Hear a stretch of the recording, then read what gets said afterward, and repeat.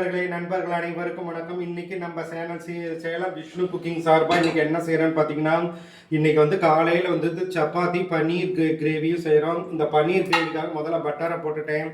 அதனால இப்போ வந்து பன்னீரை வந்து அதில் மசாலுக்கு முதல்ல பட்டரில் பன்னீரை நல்லா வதக்கணும்.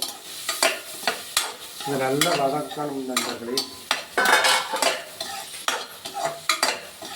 எப்போ பன்னீர் செய்தாலும் பட்டரில் வதக்கிட்டு போடுங்க. பட்டரில் கொஞ்சம் நல்லா அடுப்பு பட்டர் ஃப்ரை பண்ணிவிட்டு அப்புறமேலாம் போட்டிங்கன்னா உங்களுக்கு பட்டர் நல்லா பன்னீர் வந்து குழையாமல் வரும். இப்போ அது நல்லா இது பண்ணு. இப்போ வந்து பன்னீர் வந்து நல்லா வந்து பட்டரில் வந்து நல்லா ஃப்ரை பண்ணியாச்சு. இப்போ அந்த வதக்கின பன்னீரை வந்து எடுத்து வச்சிடணும். சில பேர் வந்து காலையில் வந்து பன்னீர் பட்டர் மசாலா சாயங்காலத்தில் தானே செய்வாங்க. எங்கள் வீட்டில் எப்பயுமே காலையிலேயும் செய்வோம். இப்போ வந்து எண்ணெயை ஊற்றி நல்லா ஒரு 2 ஸ்பூன் எண்ணெய் ஊற்றிடணும். ஊற்றிட்டு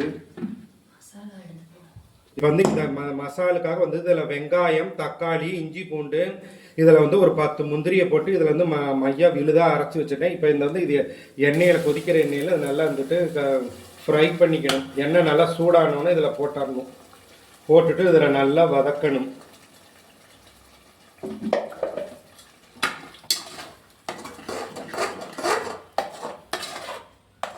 இதில் நல்லா வந்து இந்த வெங்காயம், தக்காளி, இஞ்சி, பூண்டு, இதில் ஒரு 10 முந்திரி போட்டு கொஞ்சம் லேசான உப்பை போட்டு இதில் நல்லா கொஞ்சம் வதக்கிடணும்.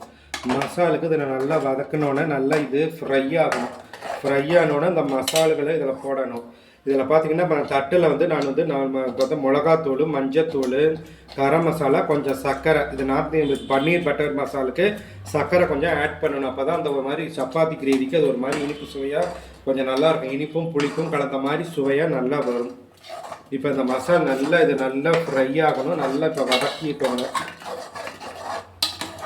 எண்ணெயில் போட்டு நல்லா வதக்கி மசாலா நல்லா கொதிக்க ஆரம்பிக்கும். அதனால் கொஞ்சம் நல்லா ஒரு 5 நிமிஷம் வந்துட்டு இதை வந்து நல்லா கொஞ்சம் லேசானல்லே போட்டு நல்லா இதை ஃப்ரை பண்ணி மிக்சியில் அரைச்சி ஊற்றியாச்சு. இந்த இதுக்கு அதுக்கப்புறம் இப்போ மசாலாவை போடுறோம். இதில் வந்து 1/4 ஸ்பூன் வந்து மஞ்சத்தூள், 1/4 ஸ்பூன் மஞ்சத்தூளை போட்டு முதல்ல நல்லா கிளக்கிக்கோங்க. அடுத்து மிளகாய்த்தூள்.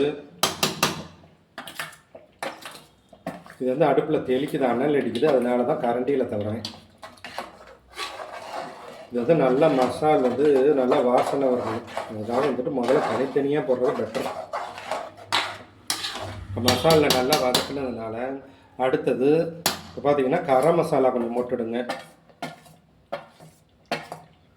இதெல்லாம் அப்புறம் ஒன்றா போட்டு இதெல்லாம் கிளறி விட்டால் எல்லாம் சரியாக போயிடும். பட்டர் மசாலா குழந்தைங்களாம் விரும்பி சாப்பிடும். லீவு நாள்களில் பிள்ளைகளுக்கு நீங்கள் செஞ்சு கொடுக்கலாம். ஸ்கூல் இல்லாத டைமில் இந்த மாதிரி பன்னீர் பட்டர் மசாலா சப்பாத்தி இதெல்லாம் கொஞ்சம் ஈஸி தான். உங்களுக்கு அதிக இன்க்ரீடியன்ஸ் போட தேவையில்லை. பன்னீர் மட்டும் வாங்கிக்கணும். அடுத்தது பார்த்திங்கன்னா கொஞ்சம் சர்க்கரை, இப்போ கருவேப்பிலையை எடுத்து வச்சிட்றேன். கருவேப்பிலையை எடுத்து வச்சுட்டு இப்போ இதில் சர்க்கரையும் போட்டுட்டேன். இதில் 2 ஸ்பூன் சர்க்கரை போட்டிங்கன்னா இப்போ சப்பாத்திக்கு சாப்பிட்றதுனால சாப்பாட்டுக்குன்னா சர்க்கரை போட தேவையில்லை. இது சப்பாத்தி பரோட்டாவுக்கு நீங்கள் சாப்பிட்றதுனால இப்போ பாருங்கன்னா மசாலா நல்லா வந்து கண்ணாடி ஸ்ட்ரெச்சரில் நல்லா ஹோட்டல் கிரேவி மாரி வந்துருச்சு. இதில் 2 ஸ்பூன் சர்க்கரை போடணும். சர்க்கரையை போட்டு நல்லா பச்சை வாசனை போகிற அளவுக்கு நல்லா வதக்கி விட்டுடுங்க.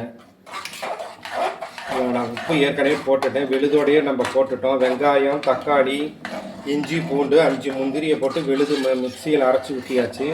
அடுத்தது 1/4 ஸ்பூன் மஞ்சத்தூள், 1/2 ஸ்பூன் மிளகாய்த்தூள், கொஞ்சோண்டு சர்க்கரை, கொஞ்சம் 2 ஸ்பூன் 1.5 ஸ்பூன் கறி மசால் போட்டுக்கோங்க. இப்போ அந்த மசாலா நல்லா கொதிக்க ஆரம்பிச்சிருச்சு. இது ஒரு 5 நிமிஷம் அடங்கட்டும். நண்பர்களே, இப்போ வந்து பட்டரில் வதக்கி வச்ச பன்னீரை வந்து கடாயில் வந்து வதக்கி வச்சுட்டேன். பன்னீரை துண்டாக்கி இப்போ அதை வந்து இந்த மசாலில் நல்லா போட்டேன். இதை போட்டு லேசாக ஒரு கிளறி விட்டுட்டு ஒரு குக்கரில் போட்டு மூடியை போட்டு ஒரு 2 விசில் விட்டுடுங்க. நல்லா ஒரு விசில் விட்டால் கூட போதும். ஏன்னா பன்னீர் ஏற்கனவே ஃப்ரை பண்ணனால அதிக வேவிக்க தேவையில்லை. மசாலும் ரொம்ப வெந்துடக்கூடாது. ஒரு விசில் இல்லை அதிகபட்சம் 1.5 விசில் 2 விசில் விட்டால் போதும். கிரேவிக்கு சப்பாத்தி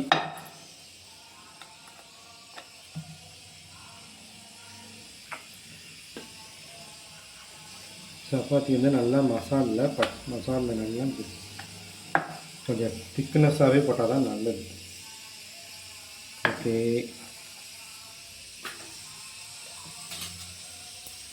எண்ணெய் அதிகம் ஊற்ற தேவையில்லை, லேசான எண்ணெய் இருந்தால் போதும்.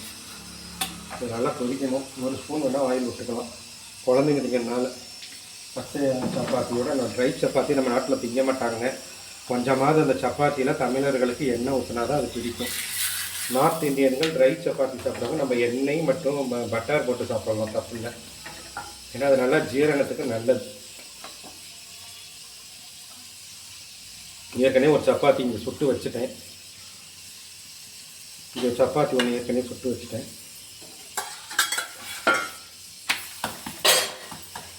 இது நல்லா வேகணும். குழந்தைங்க சாப்பிட்றதுனால நல்லா வேகணும்.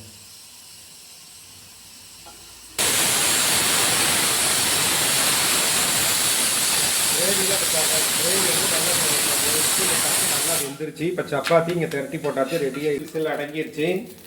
அதை எடுத்து உங்களுக்கு சமர்ப்பிக்கிறேன். பன்னீர் கிரேவி இப்போ ரெடி ஆகிடுச்சு. சூப்பரான ஒரு பன்னீர் கிரேவி. நல்லா பன்னீரெல்லாம் நல்லா உடையாமல் நல்லா கோட்டாகிது, நல்லா வெந்திருக்குது. சப்பாத்தி பன்னீர் கிரேவி ரொம்ப எளிமையான முறையில் செஞ்சது, ஹோட்டல் ஸ்டைலில் செஞ்சுருக்கிறோம். நண்பர்களே, இன்றைக்கி சேலம் விஷ்ணு குக்கிங் சார்பாக காலையில் வந்துட்டு பார்த்திங்கன்னா சப்பாத்தி வித் பன்னீர் கிரேவி மசாலா செஞ்சுருக்கிறோம். நண்பர்கள் அனைவரும் சாப்பிட்டு அனைவரும் பயனடையுங்கள். எங்கள் சேனலை வந்து சப்ஸ்கிரைப் பண்ணுங்கள், லைக் பண்ணுங்கள், நல்லா இருந்துச்சுன்னா கமெண்ட் பண்ணுங்கள். ஓகே நண்பர்களே.